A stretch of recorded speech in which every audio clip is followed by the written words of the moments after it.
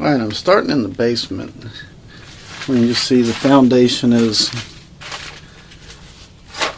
got complete gaps. This is right behind the front steps, which have sunken and allowed water just to run straight in through here, as well as water's able to get in through the front porch to all the little slats that are there.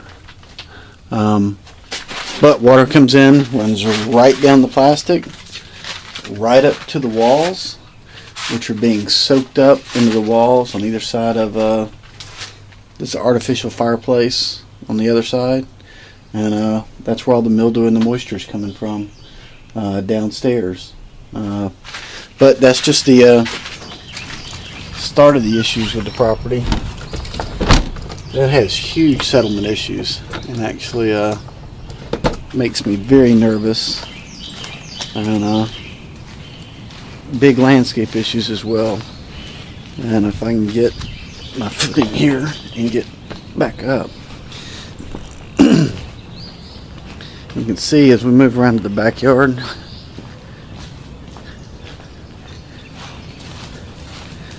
that just on the other side of this fence and throughout the backyard, it is got nowhere to go. So there's just 2 inches of mush back here, and water's being retained. But we've got a huge settlement issue where the back of this house is dropped about 6 inches, and you can tell by the angle of the patio here, but you'll really see it when we get inside. But just point out, we've got a whole bunch of trash and debris. We've got gutters about to fall off the house because of everything that's loaded in from the trees. We've got trees right up against the house. We've got some fascia rotting. Certainly all the windows are old and potentially have issues there, but from where that wall was inside, which is going to be right around here, going back to the corner of the house settles 6 to 8 inches.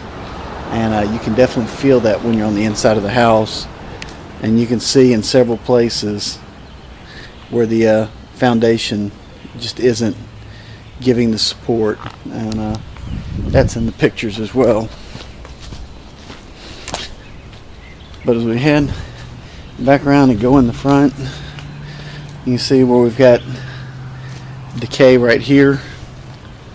You can see this is the spot where, one of the spots where water's getting into the basement that caused the flooding, or the issues.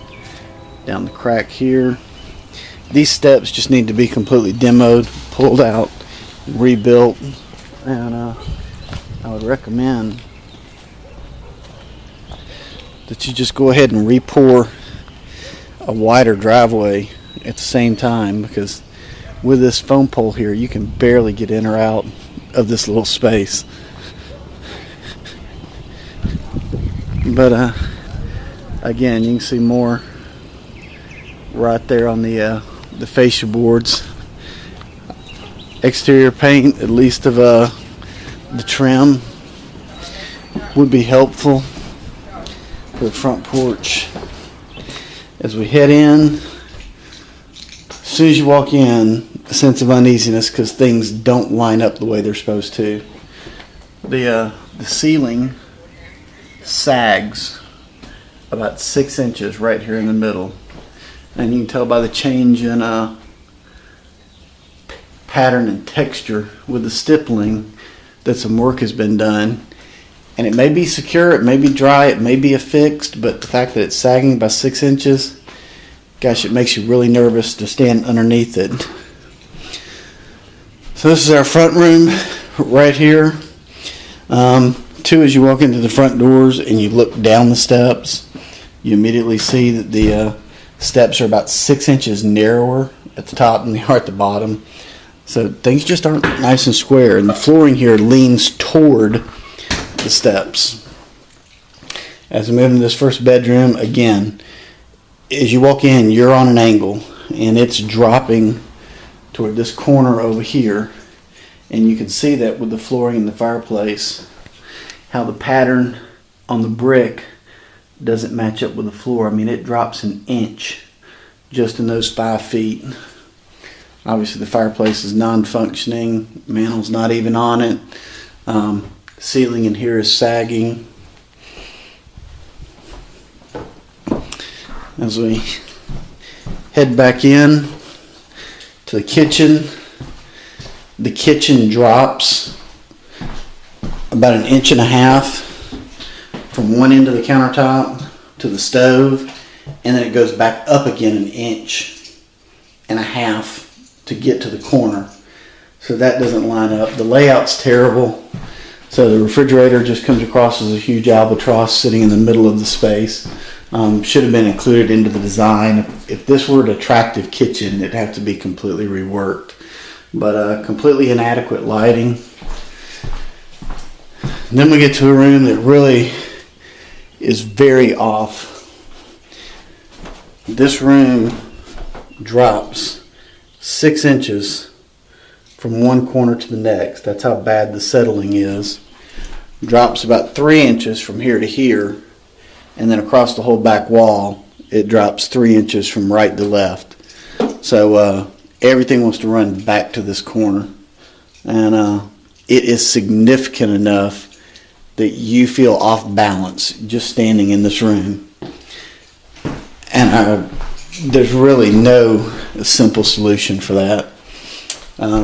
Looking in the bathroom, you can just see things that have only been partially done. I mean, just the little touches like not painting the inside jamb of the door, the fact that they reversed the swing of the door but didn't patch the jamb up. I mean, these are things from whenever it was last remodeled. They put the cheapest flooring that you can put down, this stick-on tile. It's all peeling up. It's just,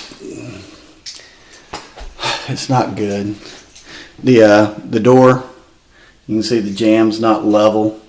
It drops 3/4 of an inch from one side to the other, and they used a 2x4 as the transition piece in here. So,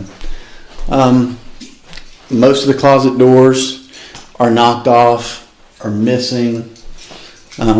Place definitely needs all new flooring, all new paint if it were going to pull top dollar or be a rental. The railing needs to be secured. It's got a broken slat right here that they nailed back in place, which is completely crooked, and it wobbles significantly. So as you come down, you notice immediately the ceiling's not level.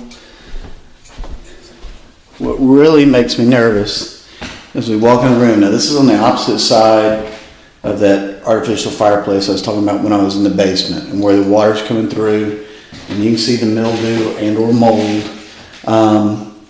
but the floor itself is soft. Even if you weren't going to try and level anything out, all of the flooring needs to come up. You can see that it's settled another inch since it was put in. You can tell that the floor drops about 1.5 inches to right there. It is low over here, but trying to get a good angle and see if you can tell how from here to there it just runs low. And you can tell that too as you look through these tiles. Every one of them is broken, and you can hear the floor being squishy as I walk on it. And so the work they did here was terrible.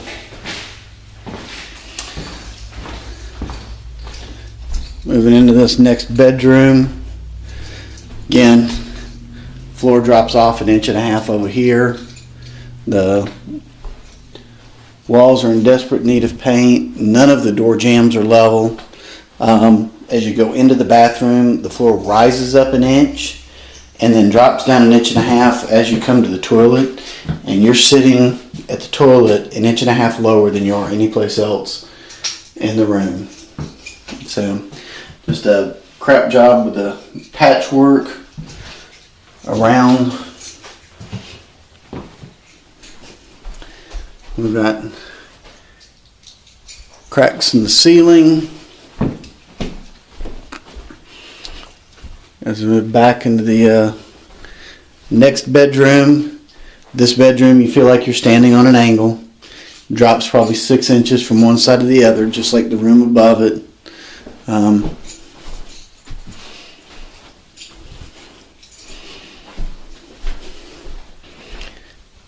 And this is probably the wall that you were telling me about that obviously tilts toward the front of the house. It doesn't look like it's straight up and down, but even worse than that is the fact that the floor drops 6 inches from one corner to the other. We've got large gaps in the wall. And it's hard to tell, but it looks like we may have some mildew issues in other parts of the house as well, not just in the front.